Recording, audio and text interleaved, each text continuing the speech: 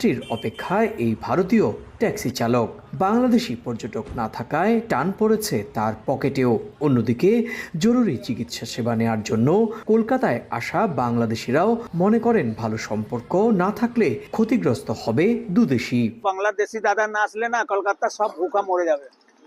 একদম জিনিস আমি সচ্চা বলছি দাদা, এক সকাল বেলা আসলাম, একটা ভাড়া পাওয়া যাচ্ছে না। যে অবস্থা দেখা যাচ্ছে বেশি দিন থাকবে না, আর বেশি দিন থাকলে দেশ ধ্বংস হয়ে যাবে। পাশাপাশি দুটো প্রতিবেশী দেশ, একই ভাষা, একই ঐতিহ্য, একই খাবার দাবার, সেখানে এইভাবে আমার মনে হয় স্তব্ধ হয়ে থাকাটা ঠিক না। স্বাধীনতার পর হইতে থেকে 53 বছর আমরা খুব ভালোভাবে চলছি, মনেই হয় না বলে যে ইন্ডিয়া, মনে হয় না বাংলাদেশ, আমরা আসতে গেছি।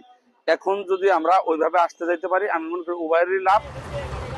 2023 সালেও ভারতে বিদেশি পর্যটকদের মধ্যে বাংলাদেশিদের স্থান ছিল দ্বিতীয়, আর এবার 5 আগস্টের পর হিসেবটা পুরোপুরি উল্টে গেছে। ভিসা